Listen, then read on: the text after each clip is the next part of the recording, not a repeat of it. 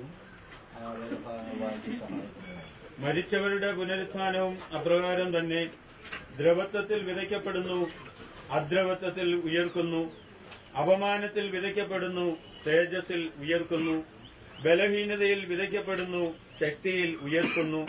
പ്രാകൃത ശരീരം വിതയ്ക്കപ്പെടുന്നു, ആത്മീക ശരീരം ഉയർക്കുന്നു. പ്രാകൃത ശരീരമുണ്ടെങ്കിൽ ആത്മീക ശരീരവുമുണ്ട്. ഒന്നാം മനുഷ്യനായ ആദാം ജീവനുള്ള ദേഹിയായി തീർന്നു എന്ന് എഴുതിയിരിക്കുന്നുവല്ലോ. ഒടുക്കത്തെ ആദാം ജീവിപ്പിക്കുന്ന ആത്മാവായി. എന്നാൽ ആത്മീകമല്ല, പ്രാകൃതമത്രേ ഒന്നാമത്തേത്. ആത്മീകം പിന്നത്തേതിൽ വരുന്നു. ഒന്നാം മനുഷ്യൻ ഭൂമിയിൽ നിന്ന് മണ്ണുകൊണ്ടുള്ളവൻ, രണ്ടാം മനുഷ്യൻ സ്വർഗ്ഗത്തിൽ നിന്നുള്ളവൻ. മണ്ണുകൊണ്ടുള്ളവനെ പോലെ മണ്ണുകൊണ്ടുള്ളവരും സ്വർഗീയനെ പോലെ സ്വർഗീയന്മാരും ആകുന്നു. നാം മണ്ണുകൊണ്ടുള്ളവന്റെ പ്രതിമ ധരിച്ചതുപോലെ സ്വർഗീയന്റെ പ്രതിമയും ധരിക്കും. സഹോദരന്മാരെ, മാംസരക്തങ്ങൾക്ക് ദൈവരാജ്യത്തെ അവകാശമാക്കുവാൻ കഴിയുകയില്ല. ദ്രവത്വം അദ്രവത്വത്തെ അവകാശമാക്കുകയില്ല എന്ന് ഞാൻ പറയുന്നു. ഞാനൊരു മർമ്മം നിങ്ങളോട് പറയാം. നാം എല്ലാവരും നിദ്ര കൊള്ളുകയില്ല. എന്നാൽ അന്ത്യ കാഹള നാദത്തിൽ പെട്ടെന്ന് കണ്ണിമയ്ക്കുന്നതിനിടയിൽ നാം എല്ലാവരും രൂപാന്തരപ്പെടും. കാഹളം ധ്വനിക്കും. മരിച്ചവർ അക്ഷയരായി ഉയർക്കുകയും നാം രൂപാന്തരപ്പെടുകയും ചെയ്യും. ഈ ദ്രവത്വമുള്ളത് അദ്രവമായതിനെയും ഈ മർത്യമായത് അമർത്യമായതിനെയും ധരിക്കണം. ഈ ദ്രവത്വമുള്ളത് അദ്രവത്വമായതിനെയും ഈ മർത്യമായത് അമർത്യമായതിനെയും ധരിക്കുമ്പോൾ മരണം നീങ്ങി ജയം വന്നിരിക്കുന്നു എന്ന് എഴുതിയ വചനം നിവൃത്തിയാകും. ഹേ മരണമേ, നിന്റെ ജയം എവിടെ? ഹേ മരണമേ, നിന്റെ വിഷമുള്ള എവിടെ? മരണത്തിന്റെ വിഷമുള്ള പാപം, പാപത്തിന്റെ ശക്തിയോ ന്യായപ്രമാണം. നമ്മുടെ കർത്താവായ യേശുക്രിസ്തു മുഖാന്തരം നമുക്ക് ജയം നൽകുന്ന ദൈവത്തിന് സ്തോത്രം. ആകയാൽ എന്റെ പ്രിയ സഹോദരന്മാരെ, നിങ്ങൾ ഉറപ്പുള്ളവരും കുലുങ്ങാത്തവരും നിങ്ങളുടെ പ്രയത്നം കർത്താവിൽ വ്യർത്ഥമല്ല എന്ന് അറിഞ്ഞിരിക്കയാൽ കർത്താവിന്റെ വേലയിൽ എപ്പോഴും വർദ്ധിച്ചു വരുന്നവരും ആകുവീൻ. 1 തെസ്സലോനിക്കർ 4-ാം അധ്യായം അതിന്റെ 13 മുതലുള്ള വാക്യങ്ങൾ. സഹോദരന്മാരെ, നിങ്ങൾ പ്രത്യാശയില്ലാത്ത മറ്റുള്ളവരെ പോലെ ദുഃഖിക്കാതിരിക്കേണ്ടതിന് നിദ്ര കൊള്ളുന്നവരെക്കുറിച്ച് അറിവില്ലാതിരിക്കരുത് എന്ന് ഞങ്ങൾ ആഗ്രഹിക്കുന്നു. യേശു മരിക്കുകയും ജീവിച്ചെഴുന്നേൽക്കുകയും ചെയ്തു എന്ന് നാം വിശ്വസിക്കുന്നുവെങ്കിൽ അങ്ങനെ തന്നെ ദൈവം നിദ്ര കൊണ്ടവരെയും യേശു മുഖാന്തരം അവനോടുകൂടെ വരുത്തും. കർത്താവിന്റെ പ്രത്യക്ഷത വരെ ജീവനോടെ ശേഷിക്കുന്നവരായ നാം നിദ്ര കൊണ്ടവർക്ക് മുമ്പാകയില്ല എന്ന് ഞങ്ങൾ കർത്താവിന്റെ വചനത്താൽ നിങ്ങളോട് പറയുന്നു. കർത്താവ് താൻ ഗംഭീരനാദത്തോടും പ്രധാന ദൂതന്റെ ശബ്ദത്തോടും ദൈവത്തിന്റെ കാവളത്തോടും കൂടെ സ്വർഗ്ഗത്തിൽ നിന്ന് ഇറങ്ങി വരികയും ക്രിസ്തുവിൽ മരിച്ചവർ മുമ്പേ ഉയർത്തെഴുന്നേൽക്കുകയും ചെയ്യും. പിന്നെ ജീവനോട് ശേഷിക്കുന്ന നാം അവരോട് ഒരുമിച്ച് ആകാശത്തിൽ കർത്താവിനെ എതിരേൽപ്പാൻ മേഘങ്ങളിൽ എടുക്കപ്പെടും. ഇങ്ങനെ നാം എപ്പോഴും കർത്താവിനോടുകൂടെ ആയിരിക്കും. ഈ വചനങ്ങളെക്കൊണ്ട് അന്യോന്യം ആശ്വസിച്ചുകൊള്ളുകയും. ദൈവത്തിന് സ്തോത്രം. നമ്മുടെ പ്രത്യാശയെ ഉദ്ദീപിപ്പിക്കുകയും നമ്മെ കർത്താവിൽ ധൈര്യപ്പെടുത്തുകയും ചെയ്യുന്ന അനുഗ്രഹിക്കപ്പെട്ട വാക്കുകളാണ് കൊരിന്ത ലേഖനത്തിൽ നിന്നും തെസ്സലോനിക്ക ലേഖനത്തിൽ നിന്നും നാം വായിച്ചു കേട്ടത്. അതൊന്നും വിശദീകരിക്കുവാനോ ആ കാര്യങ്ങളെക്കുറിച്ച് പുനർവിചിന്തനം ചെയ്യുവാനോ നമുക്കിന്ന് സമയവും അവസരവുമില്ല. 2-3 കാര്യങ്ങൾ വളരെ ചുരുക്കമായി പറഞ്ഞ് ശുശ്രൂഷ പര്യവസാനിപ്പിക്കുവാനാണ് കർത്താവിൽ ഞാനും ആഗ്രഹിക്കുന്നത്.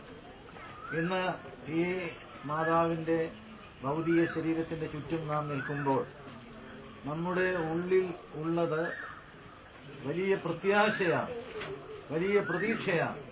യാതൊരു വിധത്തിലുള്ള നിരാശയും നമുക്കില്ല. അമ്മച്ചി കടന്നുപോയതിന്റെ മാനുഷികമായ ദുഃഖം ഒരു വശത്തല്പമുണ്ട്, അത് സ്വാഭാവികമാണ്.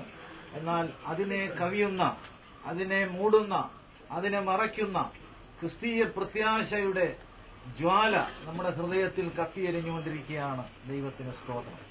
ആ പ്രത്യാശയ്ക്ക് 3 ഘടകങ്ങളുണ്ട്. അതിനെക്കുറിച്ച് മാത്രമാണ് 1-2 കാര്യങ്ങൾ എനിക്ക് ഓർപ്പിക്കുവാനായിട്ടുള്ളത്. ഒന്ന്, ക്രിസ്തുവിൽ മരിച്ച ദൈവമക്കൾ പുനരുത്ഥാനം ചെയ്യും. പുനരുത്ഥാനം എന്നുള്ളത് ഉറപ്പിക്കപ്പെട്ട ഒരു യാഥാർത്ഥ്യമാണ്. കൊരിന്ത്യർക്ക് എഴുതിയ 1-ാം ലേഖനം 15-ാം അധ്യായത്തിന്റെ 13-ാം വാക്യത്തിലാണ് അസന്നിഗ്ധമായ വിധത്തിൽ പൗലോസ് ആ കാര്യം ഉറപ്പിച്ചു പറഞ്ഞിരിക്കുന്നത്. അവിടെ നാം വായിക്കുന്നത് ഇപ്രകാരമാണ്: മരിച്ചവരുടെ പുനരുത്ഥാനമില്ല എങ്കിൽ ക്രിസ്തുവും ഉയർത്തെഴുന്നേറ്റിട്ടില്ല. ആ വാക്യം കർത്തരി പ്രയോഗത്തിലാണ്. അത് കർമ്മണി പ്രയോഗത്തിലാക്കിയാൽ ക്രിസ്തു ഉയർത്തെഴുന്നേറ്റിരിക്കുന്നതിനാൽ മരിച്ചവരുടെ പുനരുത്ഥാനമുണ്ട് എന്നാണ്. ആക്റ്റീവ് വോയിസ് പാസീവ് വോയിസിലാക്കിയാൽ മതി. അത് വളരെ ലളിതമായിട്ട് നമുക്ക് മനസ്സിലാക്കുവാനായിട്ട് കഴിയും. മരിച്ചവരുടെ പുനരുത്ഥാനമുണ്ട് എന്ന് ഉറപ്പിക്കുന്നതിന്റെ കാരണം അവിടെയുണ്ട്. ക്രിസ്തു ഉയർത്തെഴുന്നേറ്റിരിക്കുന്നു, നമ്മുടെ കർത്താവ് ഉയർത്തെഴുന്നേറ്റിരിക്കുന്നു എന്നുള്ളതാണ് മരിച്ചവരുടെ പുനരുത്ഥാനമുണ്ട് എന്ന് അനിഷേധ്യമായി അസന്നിഗ്ധമായി തെളിയിക്കുന്ന സന്ദർഭം. മറ്റൊരു കാര്യം, നമ്മുടെ പ്രത്യാശയോടുള്ള ബന്ധത്തിൽ നാം പുനരുത്ഥാനം ചെയ്യുമ്പോൾ ഈ ശരീരത്തിൽ തന്നെയാണ് പുനരുത്ഥാനം ചെയ്യുന്നതെങ്കിൽ പിന്നെയും വൈഷമ്യങ്ങളെ നേരിടേണ്ടതായിട്ട് വരും.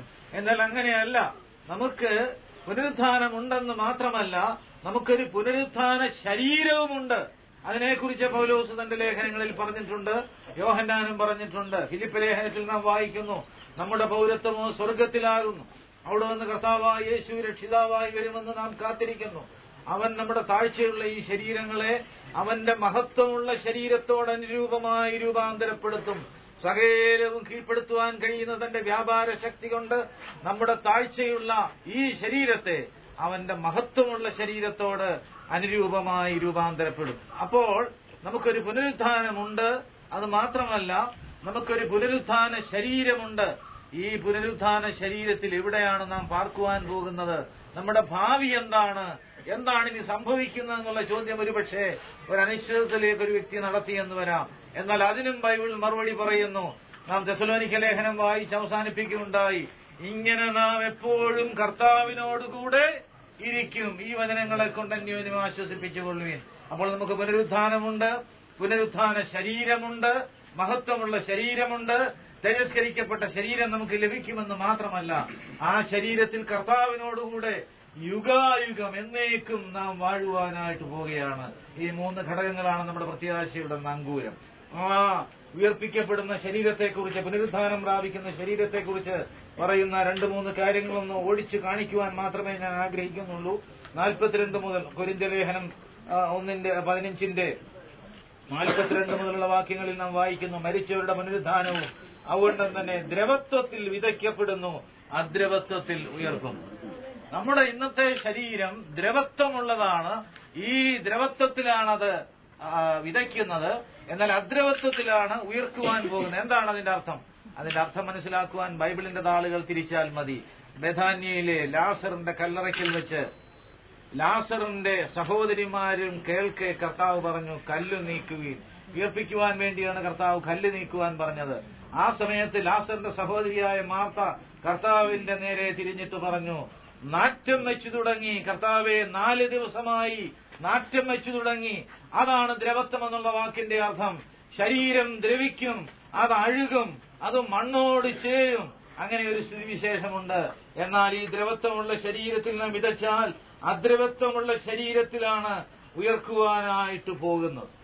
ഒരു ദൈവദാസൻ ഇങ്ങനെ പറഞ്ഞിട്ടുണ്ട്, our bodies are destined for the grave.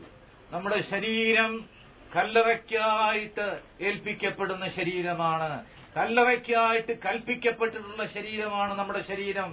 Our bodies are destined for the grave. എന്നാൽ നമുക്ക് ലഭിക്കുവാൻ പോകുന്ന അദ്രവത്വമുള്ള ശരീരം, തേജസ്സുള്ള ശരീരം, അത് ദ്രവിക്കുന്ന ശരീരമല്ല. അവർ future bodies are destined for the glory. അത് തേജസ്സിനായി നിയമിക്കപ്പെട്ട ശരീരമാണ്, അത് തേജസ്കരിക്കപ്പെടുന്ന ശരീരമാണ്. ഒരു പുസ്തകത്തിൽ ഞാൻ ഇങ്ങനെ വായിച്ചു, ആ ശരീരത്തെക്കുറിച്ച് പറയുന്ന ഒരു പുസ്തകത്തിൽ ഇങ്ങനെയാണ് പറഞ്ഞിരിക്കുന്നത്, അടുത്തുകൂടാത്ത വെളിച്ചത്തിൽ വസിക്കുന്ന ദൈവത്തിന്റെ അടുക്കൽ പോകുവാനും ആരും കണ്ടിട്ടില്ലാത്തവനും കാണുവാൻ കഴിയാത്തവനുമായ ദൈവത്തെ കാണുവാനും നമ്മെ സഹായിക്കുന്ന ശരീരമാണ് അദ്രവത്വമുള്ള ശരീരം. ഹല്ലേലൂയ.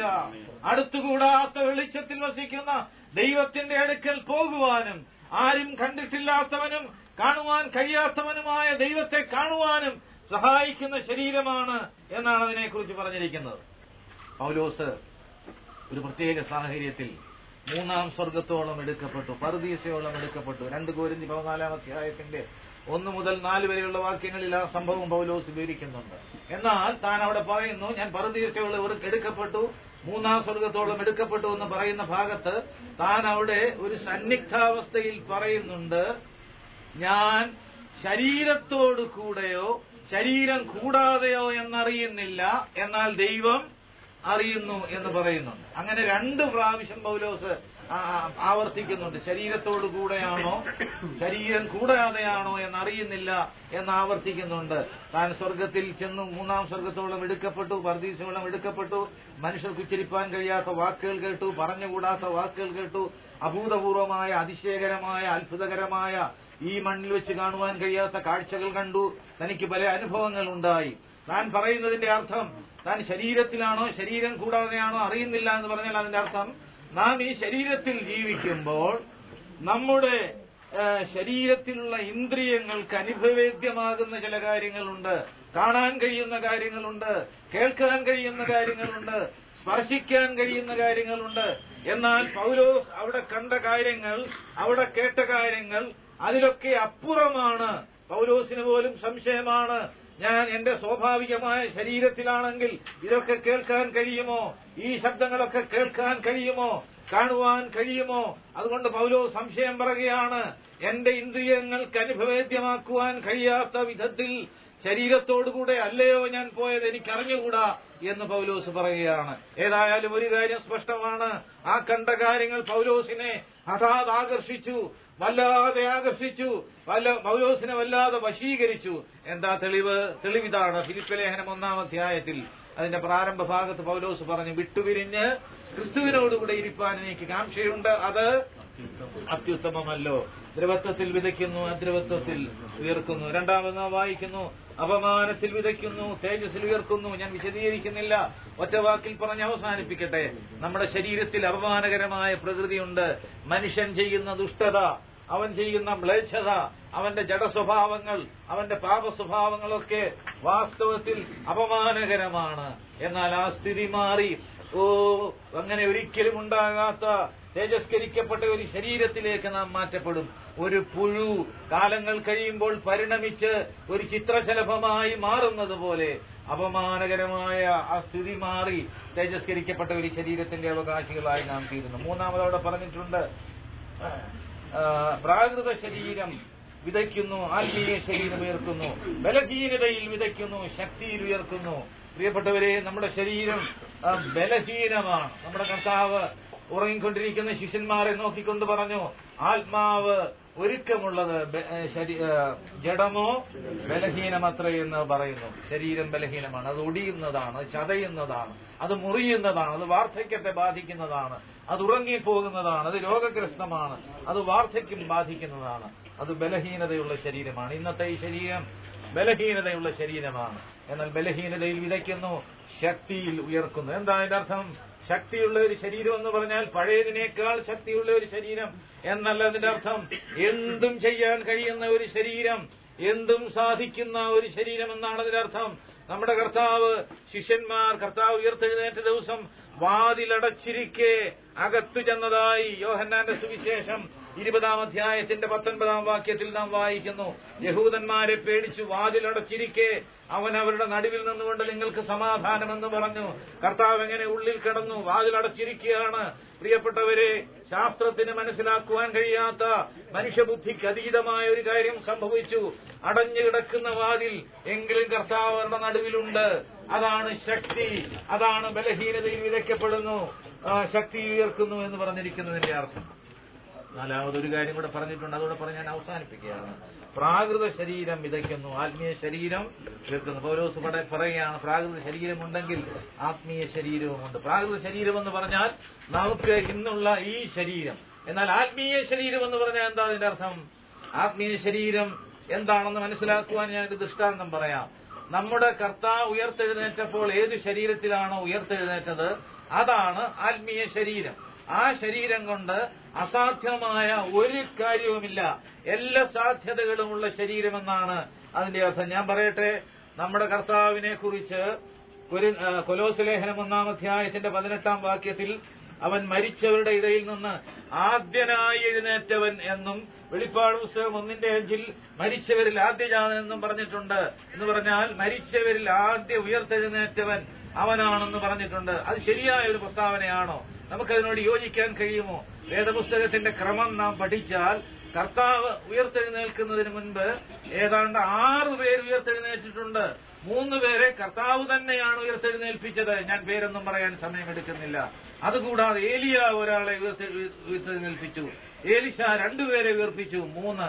അങ്ങനെ 3 പേരെ കർത്താവും 3 പേരെ ഏലിയാവും ഏലിശായും ഉയർത്തെഴുന്നേൽപ്പിച്ചു.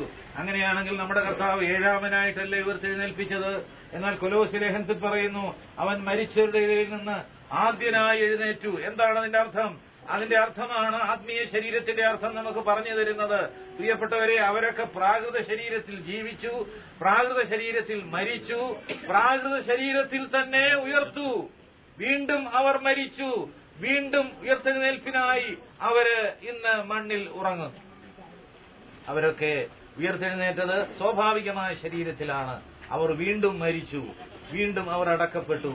ലാസർ ഉയർത്തെഴുന്നേറ്റെങ്കിലും ലാസർ വീണ്ടും മരിച്ചു, ലാസറിനെ അടക്കി. നൈലിലെ വിധവയുടെ മകളൊക്കെ അങ്ങനെയാണ്, അവരെല്ലാം അങ്ങനെയാണ്. എന്നാൽ നമ്മുടെ കർത്താവിന്റെ ശരീരം അങ്ങനെയല്ല. ഞാൻ പറഞ്ഞല്ലോ, വാതിലടച്ചിരിക്കെ അകത്ത് ചെല്ലുവാൻ അവൻ കഴിഞ്ഞു. അവൻ ഇഷ്ടമുള്ളപ്പോൾ ശിഷ്യന്മാർക്ക് അവൻ പ്രത്യക്ഷനായി. അത് 40 ദിവസം തുടർന്നുവെന്നാണ് തിരുവെഴുത്ത് പറയുന്നത്. 500-ലധികം ശിഷ്യന്മാർക്ക് ഒരുമിച്ച് പ്രത്യക്ഷനായി. 12 പേർക്ക് അവൻ പ്രത്യക്ഷനായി, കേഫാവിന് പ്രത്യക്ഷനായി, ഒടുവിൽ പൗലോസിന് പ്രത്യക്ഷനായി. അവൻ ഭക്ഷണം കഴിച്ചതായിട്ട് നാം വായിക്കുന്നു. അതാണ് ആത്മീയ ശരീരം. ആത്മീയ ശരീരത്തിന് സാധിക്കാത്തതൊന്നുമില്ല. എവിടെ ഏതു സമയത്തും പോകാം, എവിടെ ഏതു സമയത്തും പ്രത്യക്ഷമാകാം, എന്തും ചെയ്യാം. നമുക്കിന്ന് മനസ്സിലാക്കാൻ കഴിയാത്ത അസാധ്യമായ കാര്യങ്ങൾ ചെയ്യുവാൻ കഴിയും. ഒരു ശാസ്ത്രകാരൻ പറഞ്ഞിരിക്കുന്ന ഇപ്രകാരമാണ്: മനുഷ്യന്റെ കഴിവിന്റെ 2% മാത്രമേ അവൻ ഉപയോഗിക്കുന്നുള്ളൂ. അത് ആൽബർട്ട് ഐൻസ്റ്റീൻ പോലും അങ്ങനെയാണെന്നാണ് അദ്ദേഹം പറഞ്ഞിരിക്കുന്നത്. ബാക്കി 98% എന്ത് സംഭവിച്ചു?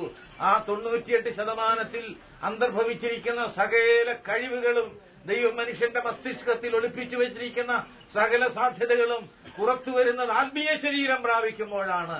ദൈവത്തിന് സ്തോത്രം. പ്രാകൃത ശരീരം വിതയ്ക്കുന്നു, ആത്മീയ ശരീരം ഉയർക്കുന്നു. ആ വിധത്തിൽ ഈ പ്രിയ മാതാവിന് ഒരു ആത്മീയ ശരീരം ലഭിക്കും. ദൈവത്തിന് സ്തോത്രം.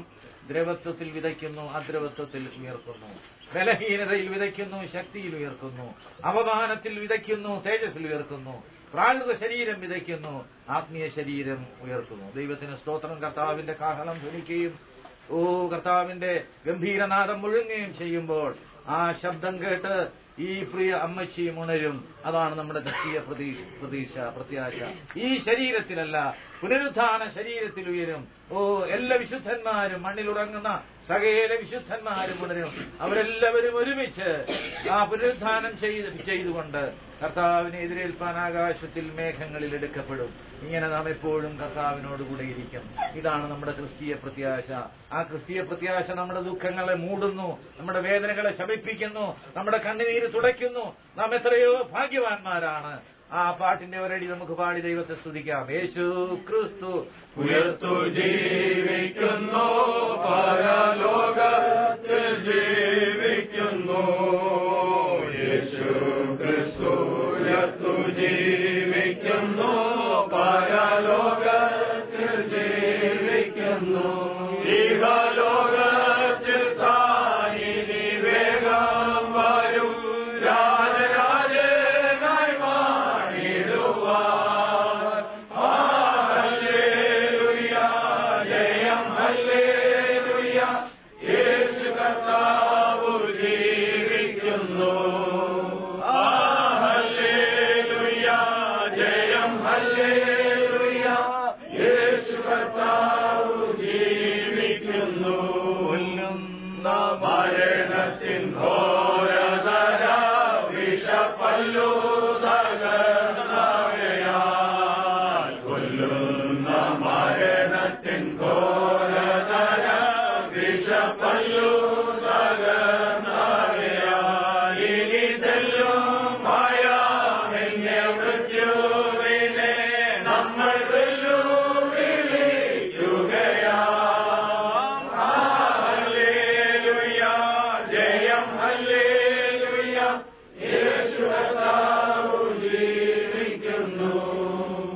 ഹല്ലേലൂയ. ദൈവത്തിന് സ്തോത്രം. നമ്മുടെ കർത്താവിന്റെ ഗംഭീരനാദം മുഴങ്ങുമ്പോൾ, കാഹളം ധ്വനിക്കുമ്പോൾ, മരിച്ചവരെ മടങ്ങി വരുവേൻ എന്നുള്ള ശബ്ദം കേൾക്കുമ്പോൾ, നാം മരണത്തെ തോൽപ്പിക്കുവാൻ പോകുകയാണ്. നാം മരണത്തെ വെല്ലുവിളിക്കുന്നത് അവിടെയാണ്. മരണമേ നിന്റെ ജയം എവിടെ, മരണമേ നിന്റെ വിഷമുള്ളവിടെ എന്ന് ചോദിച്ചുകൊണ്ട് കർത്താവിന്റെ സന്നിധിയിലേക്ക് പ്രാവുകളെ പോലെ നാം പറന്നു പോകും. ആ കൂട്ടത്തിൽ ഈ പ്രിയ മാതാവും ഉണ്ടായിരിക്കും. താൽക്കാലികമായി അല്പകാലത്തേക്ക് നമുക്ക് ഈ മാതാവിനോട് പിരിഞ്ഞിരിക്കേണ്ടി വരും. എന്നാൽ സമാധാനത്തോടെ പ്രത്യാശയോടെ ഈ മാതാവിനോട് നമുക്ക് യാത്ര പറയാം. തിരുവഴുത്തിൽ വലിയവനായ ദൈവം മനുഷ്യനെ ശപിച്ചപ്പോൾ പറഞ്ഞു, നീ മണ്ണാകുന്നു മണ്ണിലേക്ക് തിരികെ ചെയ്തു. ആ വചനത്തിന്റെ അടിസ്ഥാനത്തിൽ ഈ പ്രിയ മാതാവിനെയും നമുക്ക് ഇവിടെ മറവ് ചെയ്യാം. പുനരുത്ഥാനത്തിന്റെ പൊൻപുലരിയിൽ തേജസ്സുള്ള ശരീരത്തിൽ വീണ്ടും കാണാമെന്നുള്ള വലിയ പ്രത്യാശയോടുകൂടെ കുലുങ്ങാത്തവരായി പ്രത്യാശയുള്ളവരായി കർത്താവിന്റെ വേലയിൽ നമുക്ക് വർദ്ധിച്ചു വരാം. അവന്റെ പുണ്യനാമം വാഴ്ത്തപ്പെടുമാറാകട്ടെ. നമുക്ക് പ്രാർത്ഥിക്കാം. മഹത്വമുള്ള ദൈവമേ, സ്വർഗീയ പിതാവേ, ഈ വൈകിയ വേളയ്ക്കായി ഞങ്ങൾ അങ്ങയെ സ്തുതിക്കുന്നു. ശാന്തമായ അന്തരീക്ഷത്തിൽ ഈ മാതാവിനോട് യാത്ര പറയുവാൻ ഞങ്ങൾക്ക് ലഭിച്ച അവസരത്തിനായ സ്തോത്രം. അനുഗ്രഹിക്കപ്പെട്ട അനുസ്മരണകൾ കേൾക്കുവാൻ ഞങ്ങൾക്കിടയായല്ലോ. നല്ല അനുഗ്രഹിക്കപ്പെട്ട ഓർമ്മകൾ പങ്കിടുവാൻ ഇടയായല്ലോ. കർത്താവിന് വേണ്ടി സമർപ്പിക്കപ്പെട്ട ഒരു ജീവിതം, അനുഗ്രഹിക്കപ്പെട്ട ഒരു കുടുംബ ജീവിതം, അനുഗ്രഹിക്കപ്പെട്ട ഒരു മാതാവായി, അനുഗ്രഹിക്കപ്പെട്ട ഒരു സഹധർമ്മിണിയായി, എല്ലാവർക്കും പ്രിയങ്കരിയായി, വളരെ ശാന്തതയോടെ, സൗമ്യതയോടെ, സാവധാനതയോടെ ദൈവവചനത്തെ മുറുകെ പിടിച്ചുകൊണ്ട് ദൈവജനത്തോടുള്ള കൂട്ടായ്മയിൽ മുന്നോട്ട് പോകുവാൻ നിന്റെ ദാസിക്ക് ദീർഘവർഷങ്ങൾ അവിടുന്ന് അനുവദിച്ചതോർത്ത് സ്തോത്രം. ശാരീരികമായി ക്ലേശങ്ങളുണ്ടായി എങ്കിലും അതിന്റെ മധ്യത്തിൽ പ്രിയ മാതാവിന് ആവശ്യമായ എല്ലാ പരിചരണങ്ങളും കൊടുത്തു. നന്ദിയോടെ സ്തോത്രം. അനുഗ്രഹിക്കപ്പെട്ട മക്കളെയും കൊച്ചുമക്കളെയും ബന്ധുക്കളെയും പ്രിയപ്പെട്ടവരെയും ഒക്കെ കാണുവാൻ, അവരോടൊപ്പം പാർക്കുവാൻ, അവരുടെ സ്നേഹമുള്ള മുഖങ്ങളെ കണ്ട് സന്തോഷിപ്പാൻ നിന്റെ ദാസിക്ക് കൊടുത്ത വലിയ ഭാഗ്യത്തിനായി സ്തോത്രം. തക്ക സമയത്ത് കർത്താവെ അവിടുന്ന് വിളിച്ച് വേർതിരിച്ചു. വിട്ടുപിരിഞ്ഞ് ക്രിസ്തുവിനോടുകൂടെ ആയിരിക്കുന്നു. ആ അത്യുത്തമമായ പദവിയിലെത്തിയിരിക്കുന്നു. കർത്താവിന്റെ പൊന്നും മുഖം കണ്ട് ആശ്വസിക്കുന്ന ആ ചിത്രം ഞങ്ങളുടെ മനോമുഖരത്തിൽ ഞങ്ങൾ കാണുകയാണ്. ഞങ്ങൾ നന്ദി പറയുന്നു കർത്താവെ. എത്ര അനുഗ്രഹീതമായ ഒരു ജീവിതമാണ് നിന്റെ ദാസി ലോകത്തിന്റെ മുമ്പിൽ കാഴ്ചവെച്ചത്. ദേശത്ത് പാർത്ത് വിശ്വസ്തത ആചരിപ്പാൻ നിന്റെ ദാസിക്കിടയായല്ലോ. നന്ദിയോടെ സ്തോത്രം. വേദനിക്കുന്ന ഹൃദയങ്ങളെ അവിടുന്ന് ആശ്വസിപ്പിക്കണം. കരയുന്ന കണ്ണുകളിൽ നിന്ന് കണ്ണുനീര് തുടയ്ക്കണം. അവിടുത്തെ ആണിപ്പാടുള്ള കരം നീട്ടണം. അല്പസമയത്തേക്ക് ഈ വേർപാടിന്റെ ദുഃഖം ഞങ്ങൾക്ക് ഒരിക്കലും താങ്ങുവാൻ കഴിയാത്തതല്ല. ഞങ്ങൾക്ക് എങ്കിൽ പോലും അവിടുത്തെ ആശ്വാസത്തിന്റെ വചനം ഞങ്ങൾക്കുണ്ട്. സർവ്വകൃപാലുവായ ദൈവം ഞങ്ങളുടെ കണ്ണുനീർ തുടയ്ക്കുന്നവനാണ്. ആ കർത്താവിന്റെ കരങ്ങളിൽ മക്കളെയും പ്രിയപ്പെട്ടവരെയും ബന്ധുക്കളെയും എല്ലാവരെയും ഭരമേൽപ്പിക്കുന്നു. കർത്താവെ, പുനരുത്ഥാനത്തിന്റെ പൊൻപുലരിയെ കണ്ടുകൊണ്ട് ആ ദിവസത്തെ നോക്കി പാർത്തുകൊണ്ട് ഈ മാതാവിന്റെ ഭൗതിക ശരീരം ഞങ്ങൾ മറവി ചെയ്യുകയാണ്. അവിടുന്ന് വരുന്ന നാടുകളിൽ സഹായിക്കണം. കൃപയിൽ അടിങ്ങളെ സൂക്ഷിക്കണം. അവിടുത്തെ വേലയിൽ വർദ്ധിച്ചു വരുവാൻ ഇടയാക്കണം. പ്രത്യാശ കൊണ്ട് ഞങ്ങൾ നിറയ്ക്കണം. കുറവുകളൊക്കെ ഞങ്ങളോട് ക്ഷമിക്കണം. മഹത്വം എല്ലാം തിരുമേനി എടുക്കണം. പ്രാർത്ഥന കേട്ടതിനായി സ്തോത്രം. യേശു ക്രിസ്തുവിന്റെ നാമത്തിൽ തന്നെ. പിതാവായ ദൈവത്തിന്റെ സ്നേഹവും കർത്താവായ യേശു ക്രിസ്തുവിന്റെ കൃപയും പരിശുദ്ധാത്മാവിന്റെ സംസർഗവും കാവലും നാം എല്ലാവരോടുകൂടെയും വിശേഷാൽ ദുഃഖത്തിലായിരിക്കുന്ന എല്ലാ പ്രിയപ്പെട്ടവരോടുകൂടെയും ഇപ്പോഴും സദാകാലവും ഉണ്ടായിരിക്കുമാറാകട്ടെ.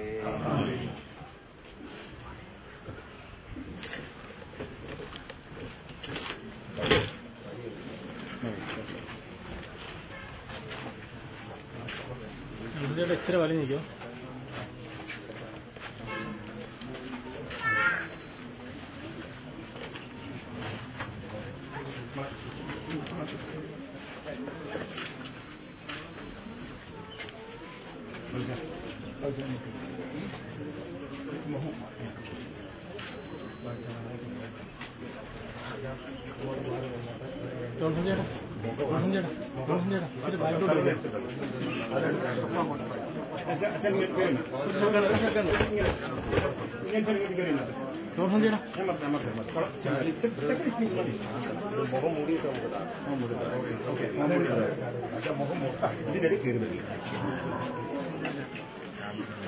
ക്യാമറ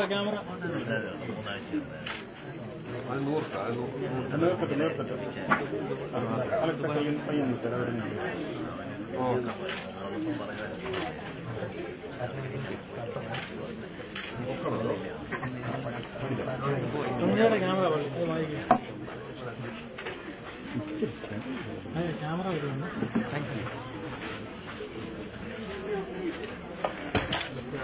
മൂടി കൊടുത്ത് ചാർലി ബ്രദറെ മൂടിയൊക്കെ വാങ്ങിച്ചാൽ ഈ മൂടിയാണ്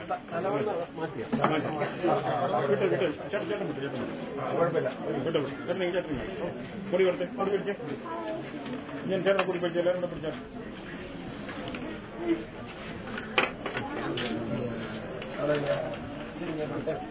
ആദ്യം ഇവിടെ ഇവിടെ ഒരു മിനിറ്റ് ഇങ്ങോട്ട്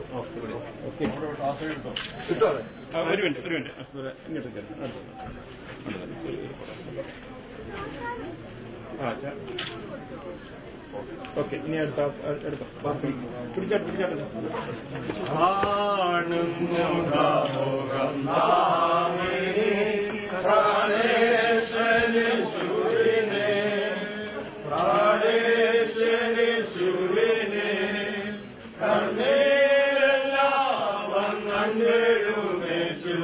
കൈകൾ തുടച്ചിടുമേ കണ്ണീരെല്ലാം യേശുവിൻ കൈകൾ തുടച്ചിടുമേ വേഗം വരും ഞാനാതെ വേഗം വരും ഞാൻ വേഗം വരും ഞാൻ ആമേ കർത്താവേശുവേ നീ വേഗം വരണമേ ആമേ കർത്താവേശുവേ നീ വേഗം വരണമേ. നമ്മുടെ കർത്താവായ യേശു ക്രിസ്തു മുഖാന്തരം നമുക്ക് ജയം നൽകുന്ന ദൈവത്തിന് നമ്മുടെ കർത്താവായ യേശു ക്രിസ്തു മുഖാന്തരം നമുക്ക് ജയം നൽകുന്ന ദൈവത്തിന് ആമീൻ. കർത്താവായ യേശുവേ വേഗം വരണമേ. ഇവിടെ റിഫ്രഷ്മെന്റ് ക്രമീകരിച്ചിട്ടുണ്ട്. അതുകൂടെ കഴിഞ്ഞിട്ട് എല്ലാവരും പോകാവൂ.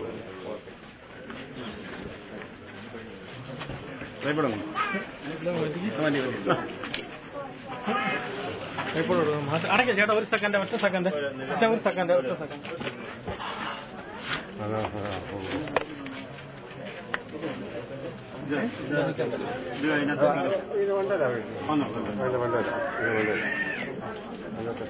ചേട്ടാ അങ്ങ് വെച്ചോ ചേട്ടാ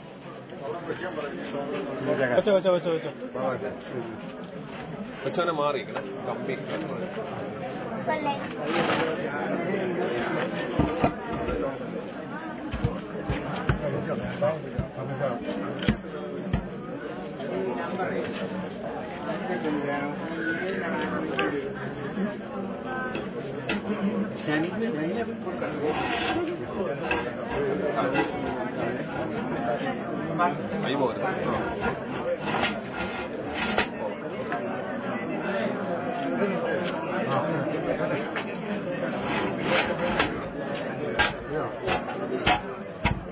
ഓക്കെ